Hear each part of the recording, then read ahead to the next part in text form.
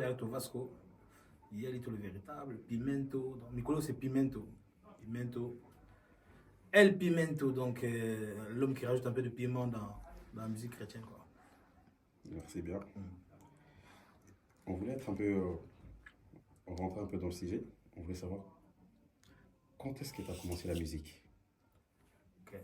Donc en fait moi je suis né dans une famille déjà de musiciens. Donc mes parents, mes grands-parents. Donc c'est vraiment quelque chose qu'il y a dans la famille depuis maintenant des années.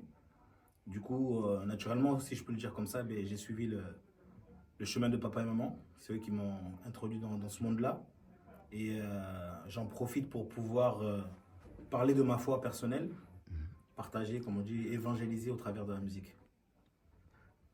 Merci. Merci Erlito. Dis-nous, qu'est-ce que tu peux...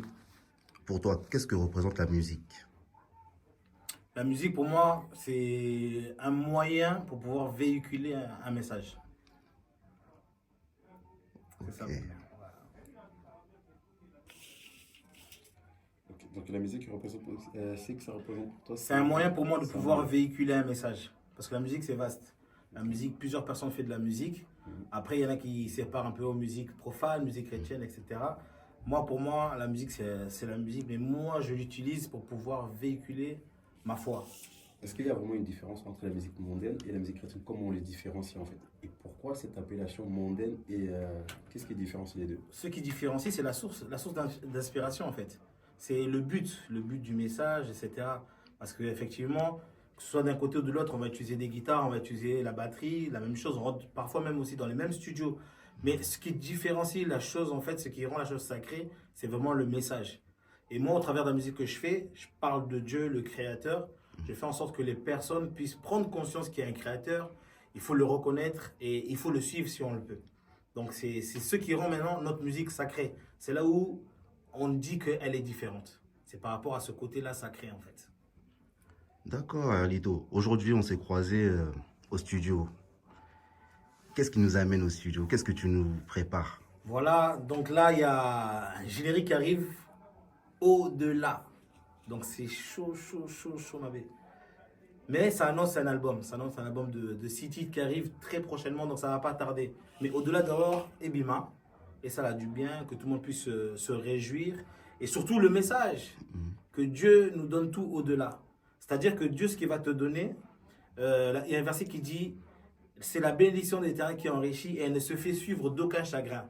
C'est-à-dire qu'on peut aussi recevoir par d'autres chemins, il y en a même qui vont toucher au fétiche, mais à la fin, c'est des pleurs.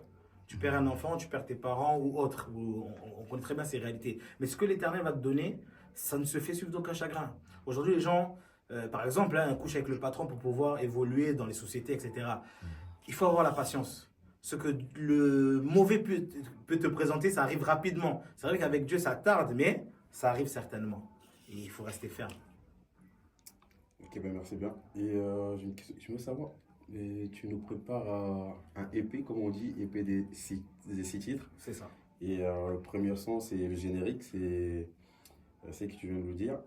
Et au-delà. Ok, au-delà, qu'est-ce qu'on doit attendre en fait? Au-delà, on doit attendre de quoi en fait? Qu'est-ce qu'on doit attendre? Quand on dit au-delà, moi je vais penser à plusieurs choses. Je vais dire au-delà, on va penser encore au-delà. Au-delà, qu'est-ce que tu nous réserves? C'est... En fait, je vais encore revenir dans la Bible. La parole de Dieu nous dit que recherchez premièrement le royaume des cieux et tout le reste vous sera donné par-dessus tout. C'est-à-dire que je peux courir après l'argent, j'obtiens l'argent. Mais avec l'argent que j'ai, si je l'obtiens et que je n'ai pas la santé, ça ne sert à rien. Mais quand je cherche à suivre ou à écouter les voix de Dieu, ce que lui va me donner, ce sera au-delà de ce que j'aurais pu chercher dans le monde, quoi. C'est un peu ça, un peu l'idée. D'accord. Et du coup, l'album, ça contient combien de titres? 6 titres. 6 titres. Tu peux nous dévoiler quelques titres?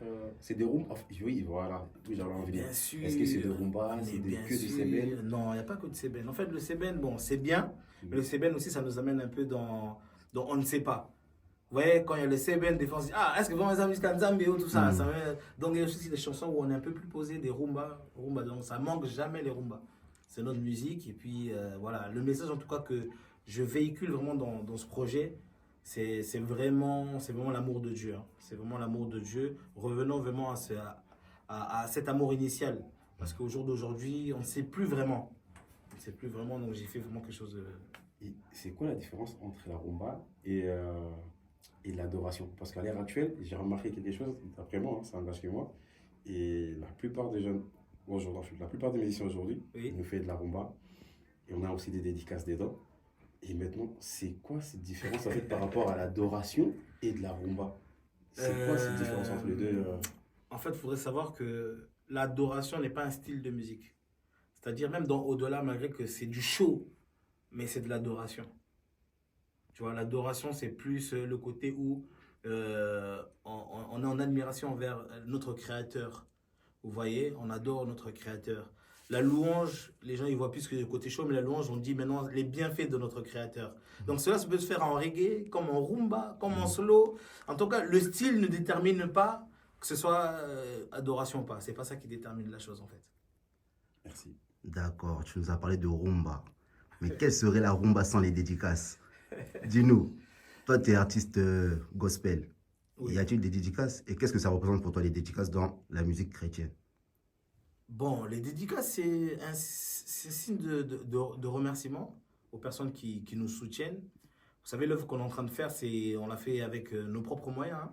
On n'a pas de producteur qui vient pour miser, mettre le paquet pour nous.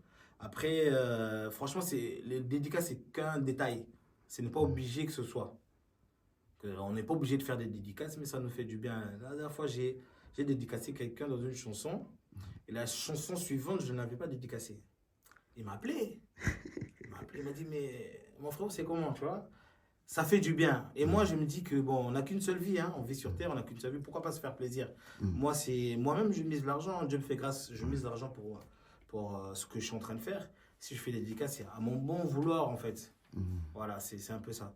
Mais c'est qu'un détail. C'est vrai que beaucoup sont heurtés par rapport à ça. Ils pensent que c'est le mélange, etc. Mais vraiment, moi, je le fais vraiment avec la joie. C'est les personnes avec qui je suis. Parfois, c'est les personnes qui ont vu la main de Dieu. Donc, c'est un peu ça. Voilà, c'est une sorte de remerciement et c'est qu'un détail. Voilà. Dis-nous, Oui. quelles sont tes références dans la musique chrétienne en tant qu'artiste, musicien? En tout cas, moi, j'écoute tout le monde. Hein. Bon, ceux qui t'ont inspiré.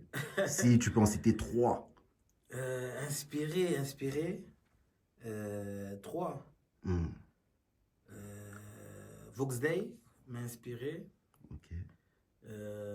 La génération de Frère Mbouta, Les Paix sans passage. Papa René, Frère Thomas Lokofe aussi m'ont inspiré. Mais ces temps-ci, celui qui travaille très bien, je trouve, hein, c'est le pasteur Moïse Bié, très professionnel. Donc tout ce qu'il fait, bon, c'est du haut level. Hein. En tout cas, ça m'inspire aujourd'hui quand même. Donc tous ces gens, le mélange de tous. Mais après, bon, il y a d'autres personnes, parce que moi j'écoute tout le monde. Hein. Tant que tu parles de Jésus, j'écoute. Hein. Ok. Ouais. Moi, je veux juste immorteler sur un truc parce que j'ai entendu Vox Day. Si j'ai bien dit, Vox Day, je pense que c'est le premier groupe qui ont tapé les Seben sévères. Ouais. Je dirais pas le contraire, je pense que c'est vraiment ça. Ouais, ils font partie vraiment des premiers groupes qui ont amené vraiment ce côté-là chaud dans la musique chrétienne. Personnes qui ont osé, hein, pour qu'on arrive à là où on est aujourd'hui. Donc, et c'est des chansons aussi à l'ancienne. Donc, je suis beaucoup inspiré aussi par les cantiques à l'ancienne aussi. Ok, super. Et qui accompagne en fait Erlito Vasco? Qui t'accompagne au studio? Au studio de tous les jours, il y a ma ceinture de tous les jours. Bon, c'est mes 2 petits frères. Donc, David Vasco et Joseph Vasco, que je salue. Vraiment, eux, ils ne me lâchent pas. Donc, c'est Michael, c'est la famille Michael quoi, dans la musique chrétienne. Vraiment, comme je disais au début, à nous, c'est un don qu'on a dans la famille. Donc là, je le vois même au travers de nos enfants. Hein. Le petit commence déjà à toucher la batterie, le micro. Donc voilà, c'est la famille. C'est la famille. Ok, un petit mot pour la fin. Un petit mot pour la fin. Oui. Soyez prêts. Soyez prêts parce qu'au-delà, ça arrive. Et ça va vous faire du bien, je le sais, ça va vous faire du bien. Ce que je vous demande, c'est de pouvoir partager, de pouvoir consommer cela N'hésitez pas à vous abonner sur mes chaînes. Yalito le Véritable sur Instagram, Erlito Vasco sur YouTube. Et puis, voilà, votre soutien fait notre force. Donc, n'hésitez pas avec Rod Miller, n'hésitez pas avec F6 TV, n'hésitez pas, vous voyez, partagez, likez. Et le Seigneur vous bénira, certainement. Donc on est vers le mot de la fin. Comme on dit que voilà, nous sommes des Congolais. C'est le Congo qui gagne, c'est le train de le plus souvent. Il m'a banga Il qui m'a gagne. banga de la fin. Tu vas dédier le Libanga de la fin. Ouais, donc je pourrais jamais oublier Marina Kioshungusha, Muriel Kiala, donc je peux jamais vous oublier ma femme, mon épouse, Fleur d'amour, Amanda Vasco, merci pour le soutien. Drézy Vasco en tout cas, merci d'être toujours là. Mon église Gaspari, donc voilà. J'oublie pas aussi Jean-Michel Mbouta Matadi qui est là. J'oublie pas aussi Julian Chris Bacouleur, celui qui a joué à la guitare. Deux frères, Davy Bass, le tourneur d'onction. F6 TV, hein, qui est venu aussi me soutenir pendant que j'étais en train de préparer mon son. Rodrigue Miner, donc jamais je peux oublier. Et puis voilà, Luanzo Matra qui est la team 4x4. Ceux qui contrôlent la zone ces temps-ci. Donc c'est un peu ça. Merci Mr Vasco. Merci Mr Vasco, J'allais Erlito. oublier que je ne peux jamais oublier. Le couple mondial Guy Matadi et Mariette Matadi. Merci.